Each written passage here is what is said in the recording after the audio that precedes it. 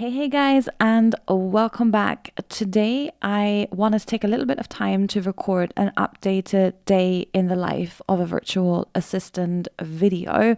And I'm going to talk you through choosing weekly priorities. I'm going to tell you more about what my schedule looks like now. I've been doing work online for about I don't know, I think it must be about 6 years now. So I want to talk you through what's changed, what I've learned, and what things look like right now. I'm sorry you've got this annoying mic bar right all over the screen, but I don't usually record video. I'm set up to be recording the podcast. And I just did a podcast interview. So yeah, I'm still all set up from that. So maybe at some point, if I get back to recording videos more frequently, I'll get a better, I don't know, I'll get all the positioning and stuff figured out. So the first thing that I want to tell you about is weekly priorities. So something that has become really important for me is to set very, very, very clear weekly priorities, not just for my business or anything like that, but also for anything that I need to achieve that's personal stuff for each client, so that I am very, very, very clear before the week even starts what the heck I'm going to be working on that week, because things have changed for me. I've been putting off recording this video because I don't particularly call myself a virtual assistant anymore. Like, my workload has hugely changed, and it has shifted out of the role of what an assistant would traditionally be expected to do a long time ago. So although I still work in tech and marketing, I have like a completely different perspective of my role.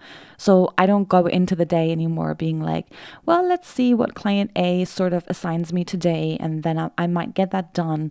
I'm way more like, okay, like this week we're preparing for launch A, launch B, and this new product C for this person. And in my agency, we're doing podcasts A, B, C, and D on these days. I have to put them on the schedule, and I have to sort all of that out. So my focus is way less assistanty and way more I have actual responsibilities kind of work. So I have kind of been putting off recording this video because when you're first starting out, life isn't really like that. But yeah, that has shifted for me hugely, probably after about, I don't know, a year and a half or 2 years of doing this. Like, my work really shifted onto me having to plan way more about my own workload, and weekly priorities are super important to me. Like, I have to know what do I have to get done this week, or else there's going to be a big doo-doo of sorts. So when it comes to my actual day in the life, I didn't rewatch the old video, so I don't actually know what I recorded back in the day, and I did that on purpose. But at the moment, wake up time is most days about 6 o'clock in the morning. There's odd times where I'm required to attend a client meeting that's kind of prepping for a launch or something like that. And on those days, I actually have to get up earlier because they're on Pacific time. So then I kind of have to be at the meeting at 5 a.m. and they're staying up till late and doing, meetings in the evenings to sort of accommodate my time zone. So that does happen, but it's very rare. Otherwise, alarm rings at 6, or if we had a late night the night before, then alarm might only ring at 7 or even 7:30. Since I moved down here, my sleep has been getting disturbed a bit more often. In summer, it's often because of the temperature.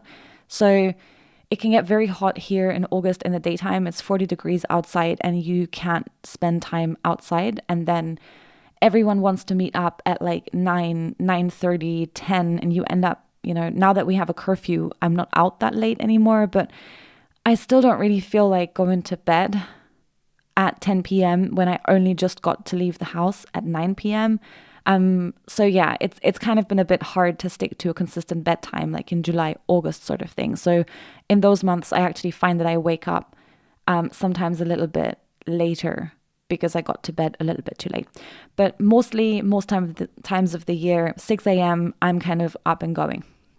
Now, I know everyone out there is like, oh my God, you need to have like a morning routine and you need to be doing all these amazing things. And I'm going to be like super honest with you. I've tried all that shit, but when I start doing other things that I consider fun and creative at 6 a.m., I do not want to stop fun and creative things at 7 a.m. to start my work. And I don't know, I've just found it super distracting, and it throws off literally my whole day, because I will then just spend the whole day writing and journaling and doing all the fun stuff, and I end up really behind on my workload. So I get up at 6, I go make coffee, and I pretty much sit down to work immediately. I don't have a boost your day, do journaling, meditate morning routine. The app that I open first is actually called Sunsama. That one has been really good for me to be able to better establish my workload. I'm one of those people that tends to put way too much on my plate, and then I'm like, oh shit, I have 15 hours of work and 8 hours to do it. And I often don't see that coming. I just tell everyone, yeah, I'll do that for you. Oh yeah, sure, I'll take a look at that. Oh yeah, I will do that. And I have the best intent to do that. And then I realize that, I actually already have so much work on my plate today that there is no way under the sun I can get to this. So I use Sunsama because it pulls in the emails, it pulls in tasks from Asana, it pulls in tasks from Trello, it pulls in my actual to-do list that I wrote in Sunsama. And then for everything that you add in there, you have to estimate how long is it going to take you to get that done. And then you have to put an end of day time. So I have to decide in the mornings, hey, today I'm going to finish at 6 p.m., today I'm going to finish at 7 p.m. And it will then say, hey, unrealistic workload. You have 15 hours of work and you only have 9 hours to get that done. So then you have to start bumping tasks to the following day. And that's something that's been super helpful for me, because then I can already at 8 a.m. message somebody and I'll be like, hey, you know what? I told you yesterday evening I would do this thing first thing today, but I've just checked my workload and I literally cannot get that done. I'm going to have to push it by a day. Is that okay? And that helps me a lot. So that's the first thing that I do. You can then drag tasks onto the calendar and plan out your whole day to make sure that you know exactly when you're going to do what. But I sometimes have to have spontaneous meetings with different teams that I'm working with, and then I legit can't plan out my entire day, or we're really hungry that day and we want to eat lunch earlier. So I find that I'm spending more time rearranging my daily calendar than I'm spending time getting work done. So I don't plan more than a few hours kind of out from where I am right now. Then I know some people subscribe to the Eat the Frog thing, where you start with the biggest task of the day. I can't do that. I don't have the nerve at 6:15 in the morning to start with a big complex tech thing that I have to do that day. So I tend to knock out 3, 4, 5, 6 small tasks immediately, so that I get this, I don't know if it's like a dopamine hit or something, but I'm just like, yes, one done, one done, one done, one done. And I can see my to-do list getting shorter already. And that helps me an awful lot to stay motivated, or to get motivated for the more complicated things. Then I tend to start with one complicated tasks, maybe 6:30, 7:15, depending on how long that might take. So I will then start with the more complicated thing and I'll dig into it, but I have to make sure that I can start and finish that task by about 8 o'clock in the morning, because every morning at 8:07, I have a daily Huddle meeting that I have to go to. It takes about 15 minutes. It's with the team that I work with, and we're sharing our priorities for the day and anything where we might be stuck. So I kind of have to attend that, and I try and make sure that the first task that I'm doing can actually be started and finished by 8 o'clock in the morning.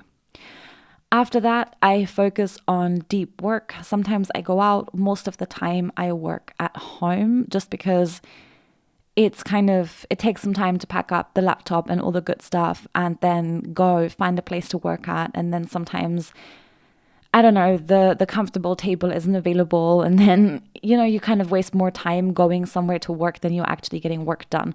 So if I'm not so busy, or I need to do something creative, like I need to do a lot of writing, then I do like to go out because it has the entertainment factor. But if not, then I'm usually working at home. Sometimes I have meetings, kind of hour-long marketing kind of meetings and stuff like that. So they take up the majority of my morning. The kind of stuff that I could be doing is I don't know, scheduling emails, setting up funnel pages, that kind of stuff, or working on our business. So writing scripts for podcast episodes, recording episodes, those kind of things, whatever needs to get done that day. We normally stop for lunch about 11:30. As you notice, I don't eat breakfast. I am not a breakfast food person. If I eat food too early, I literally feel the whole time like I'm gonna throw up. So I tend to not have breakfast, but therefore we eat lunch a little bit earlier. So we often are already ready to go out at like 11:30.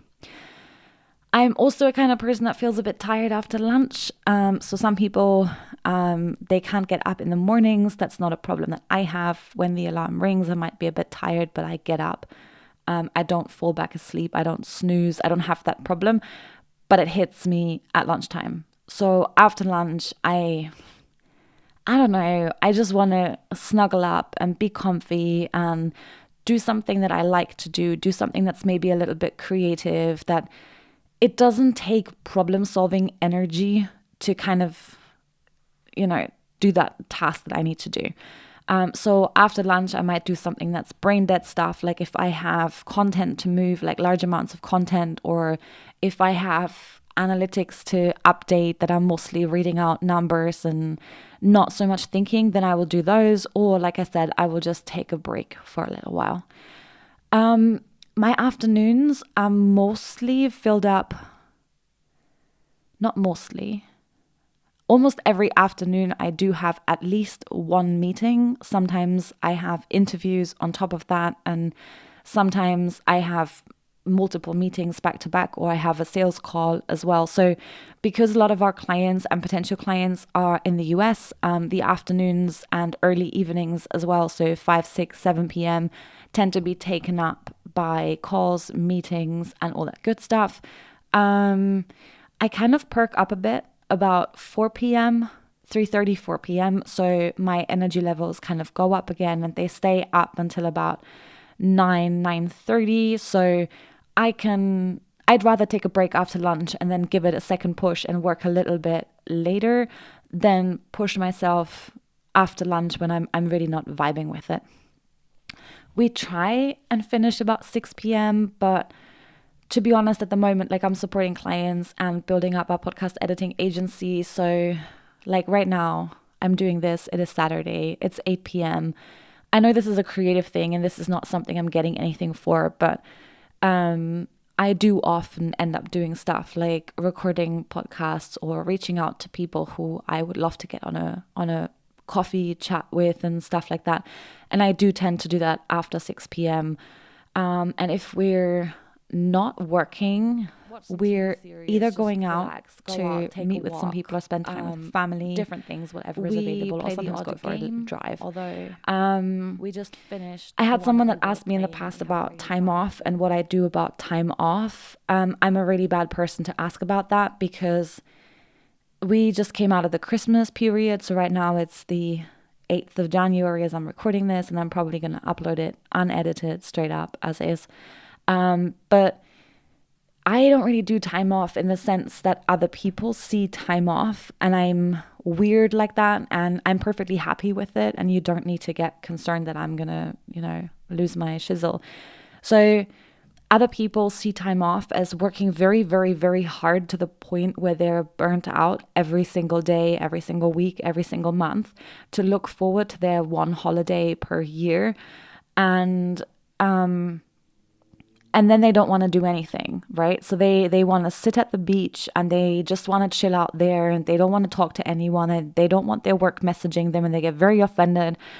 And I've tried, like last summer, we made a point to go to the beach because I do like going to the beach to swim, and we're in a prime position to do so. Like Albania has enough coast to enjoy.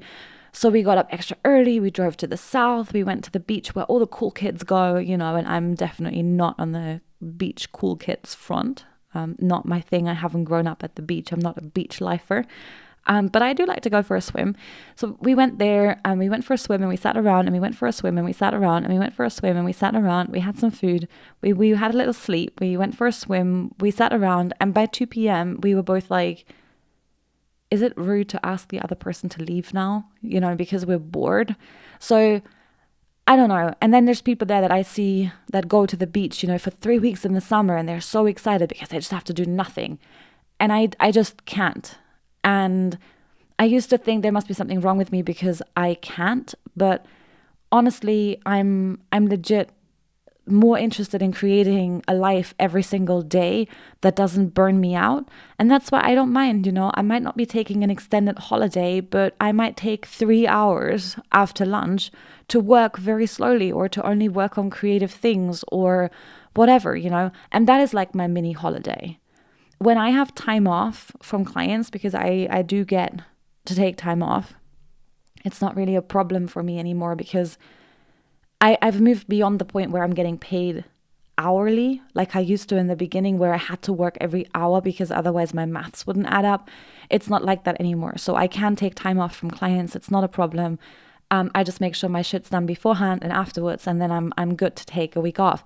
But what I end up doing then is I end up creating planners, or working on my Notion dashboard, or doing the stuff that I just find it fun to do. And then other people see me and they're like, why are you recording a podcast? Like, you're supposed to be having time off. And I don't know, why are you putting out this product? Like, I thought you were off. And I'm like, I am off. For me, what counts as time off is not doing nothing. It's more not having the same level of responsibility that I normally have to have, where I mustn't forget anything, where I have to show up every day. And I find that very tiring. When there's no responsibility and I'm my own boss, then when it comes to that part, I can go for hours and hours. Like, other people would consider me recording this video right now doing work.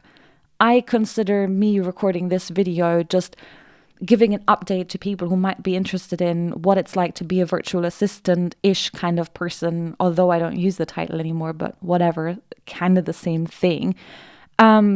What it's like when you've been doing it for 3, 4, or 5 years, how do things change? How do things evolve? And for me, it's not work, It's the same as if I'm out with a friend telling them about my work, having a glass of wine, For me, it isn't any different. And it's not something that I would need to feel as though I need to be taking a break from that all the time, particularly not 2 weeks at the beach.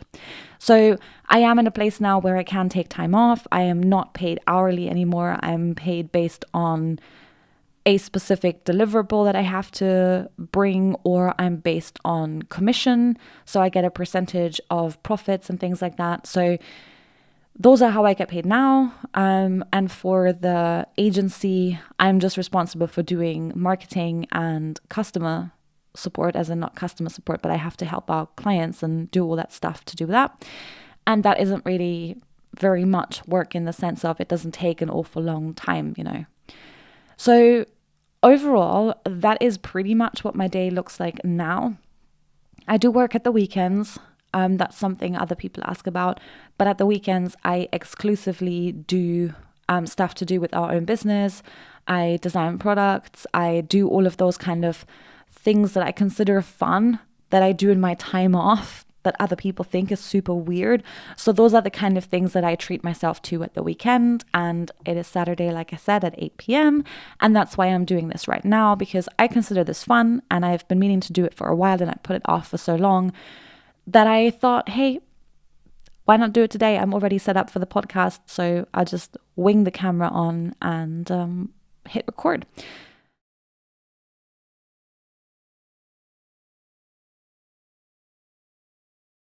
Maybe I'm weird like that. Maybe you really don't work like that. In that case, don't listen to my advice. You have to pick the people who you take advice and inspiration from. And I'm a person that loves to work, and I consider some things fun that other people consider work. So if that's not you, and you love to take 2 weeks at the beach and whatever, then I'm probably too far on the side of hustle culture for you. And that's okay as well.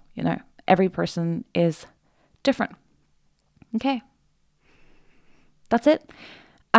If you have any questions, as always, leave a comment. Let me know if you found it useful to hear what it's like to work online 5 years, 6 years later. And yeah, if you have anything else that you would like me to talk about, again, leave a comment, tell me what it is, and I'll try and share a little bit more about that. And like I say on the podcast, that's it for now. I hope you have a nice day, and I will see you for the next one.